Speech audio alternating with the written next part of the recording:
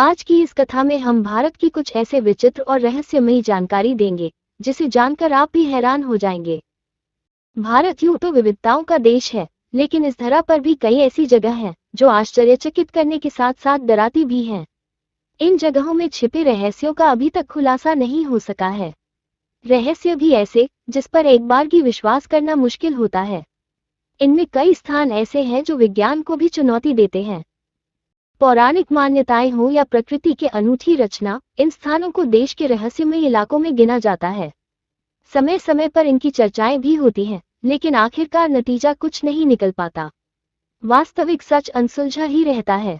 आइए जाने कुछ ऐसी ही जगहों के बारे में।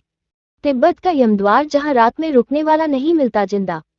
चीन के स्वायत्त क्षेत्र तिब्बत में दार्जिलिंग से 30 मिनट की दूरी पर है ये यम का द्वार। ये पवित्र कैलाश पर्वत के रास्ते में पड़ता है। हिंदू मान्यता अनुसार इसे मृत्यु के देवता यमराज के घर का प्रवेश द्वार माना जाता है। ये कैलाश पर्वत की परिक्रमा यात्रा के शुरुआती पॉइंट पर है। तिब्बती लोग इसे चोरटेंग निगी के नाम से जानते हैं, जिसका मतलब होता है 2 पैर वाले स्तूप। ऐसा कहा जाता है कि यहाँ रात में रुकने वाला जीवित नहीं रह पाता। ऐसी कई घटनाएं हो भी चुकी हैं, लेकिन इसके पीछे के कारणों का खुलासा आज तक नहीं हो पाया है। साथ ही यह मंदिर नुमा द्वार किसने और कब बनाया, इसका कोई प्रमाण नहीं है। ढेरों शोध हुए, लेकिन कोई नतीजा नहीं निकल सका। अंधेरा होते ही खुद ब खुद बंद हो जाता है यह मंदिर। वृंदावन का यह मंदिर अपने आप में आज भी रहस्य समेटे हुए है। मान्यता है कि भगवान श्री कृष्ण एवं श्री राधा आज भी आधी रात के बाद रास रचाते हैं। रास के बाद निधिवन परिसर में स्थापित रंग महल में शयन करते हैं। रंग महल में आज भी प्रसाद के तौर पर माखन मिश्री रोजाना रखा जाता है। सोने के लिए पलंग भी लगाया जाता है। सुबह जब आप इन बिस्तरों को देखें तो साफ पता चलेगा कि रात में यहाँ जरूर कोई सोया है और प्रसाद भी ग्रहण कर चुका है। इतना ही नहीं, अंधेरा होते ही इस मंदिर के दरवाजे अपने आप बंद हो जाते हैं। इसलिए मंदिर के पुजारी अंधेरा होने से पहले ही मंदिर में पलंग और प्रसाद की व्यवस्था कर देते हैं। मान्यता के अनुसार यहाँ रात के समय कोई नहीं रहता है, इंसान छोड़िए पशु पक्षी भी नहीं। ऐसा बरसों से लोग देखते आए हैं, लेकिन रहस्य के पीछे का सच धार्मिक मान्यताओं के सामने छुप सा गया है। यहाँ के लोगों का मानना है कि अगर कोई व्यक्ति इस परिसर में रात में रुक जाता है तो वह तमाम सांसारिक बंधनों से मुक्त होकर मृत्यु को प्राप्त हो जाता है। क्या अब भी जिंदा भटक रहे हैं अश्वत्थामा? महाभारत के अश्वत्थामा याद है आपको? कहा जाता है कि अश्वत्थामा का वजूद आज भी है। दरअसल पौराणिक मान्यताओं के अनुसार अपने पिता की मृत्यु का बदला लेने निकले अश्वत्थामा को उनकी एक चूक भारी पड़ी और भगवान श्री कृष्ण ने उन्हें युगों युगों तक भटकने का श्राप दे दिया। ऐसा कहा जाता है कि पिछले लगभग 5000 वर्षों से अश्वत्थामा भटक रहे हैं। मध्य प्रदेश के बुरहानपुर शहर से 20 किलोमीटर दूर असीरगढ़ का किला है। कहा जाता है कि इस किले में स्थित शिव मंदिर में अश्वत्थामा आज भी पूजा करने आते हैं। स्थानीय निवासी अश्वत्थामा से जुड़ी कई कहानियां सुनाते हैं। वे बताते हैं कि अश्वत्थामा को जिसने भी देखा उसकी मानसिक स्थिति हमेशा के लिए खराब हो गई। इसके अलावा कहा जाता है कि अश्वत्थामा पूजा से पहले किले में स्थित तालाब में नहाते भी हैं। बुरहानपुर के अलावा मप्र के ही जबलपुर शहर के गौरी घाट, नर्मदा नदी के किनारे भी अश्वत्थामा के भटकने का उल्लेख मिलता है। स्थानीय निवासियों के अनुसार कभी कभी वे अपने मस्तक के घाव से बहते खून को रोकने के लिए हल्दी और तेल की मांग भी करते हैं। इस संबंध में हालांकि स्पष्ट और प्रमाणिक आज तक कुछ भी नहीं मिला है। समुद्र के नीचे श्री कृष्ण की नगरी द्वारिका। गुजरात के तट पर भगवान श्री कृष्ण की बसाई हुई नगरी यानी द्वारिका। इस जगह का धार्मिक महत्व तो है ही, रहस्य भी कम नहीं है।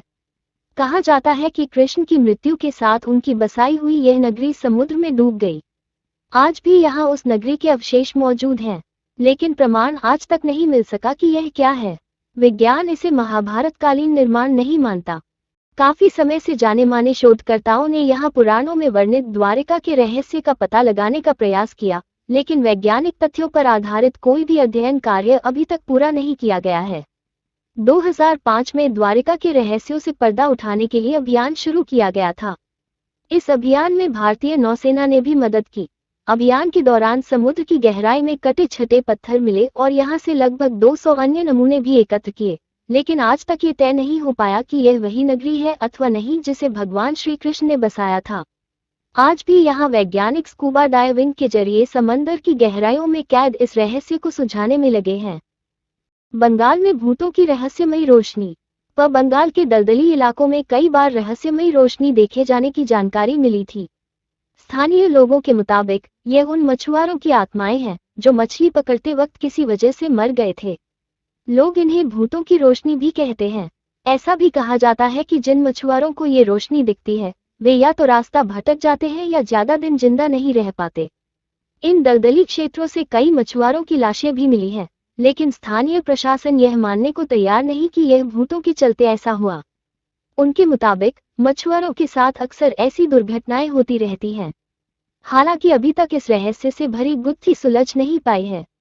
वैज्ञानिकों को अंदेशा है कि दलदली क्षेत्रों में अक्सर मीथेन गैस बनती है और वे किसी तत्व के संपर्क में आने से रोशनी पैदा करती है।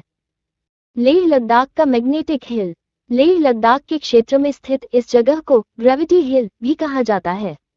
लेह कारगिल श्रीनगर नेशनल हाईवे पर स्थित यह जगह लेह से 50 किलोमीटर दूर है और समुद्र तल से 11,000 फीट की ऊंचाई पर स्थित है। मैग्नेटिक हिल लेह आने वाले पर्यटकों के बीच काफी मशहूर है।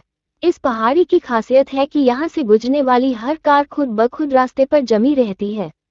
सामान्य भाषा में कहें तो आमतौर पर पहाड़ी रास्तों में हम गाड़ी गियर में खड़ी करते हैं, लेकिन यहाँ अगर आप अपनी गाड़ी न्यूट्रल में भी खड़ा कर दे तो भी गाड़ी घाटी से नीचे नहीं फिसलेगी। हालांकि यह लोगों का भ्रम है कि पहाड़ी के ऊपर गाड़ियां घूमने लगती हैं, लेकिन वैज्ञानिक रूप से इसके पीछे जो कारण छिपा है उसके मुताबिक यह विशुद्ध रूप से ऑप्टिकल इफेक्ट के चलते होता है, जो पहाड़ी की वास्तविक और विशिष्ट बनावट के चलते उत्पन्न होता है। ये कथा सुनने के लिए आपका बहुत बहुत धन्यवाद। अगर कथा अच्छी लगी हो तो वीडियो को लाइक, शेयर और चैनल को सब्सक्राइब जरूर करें।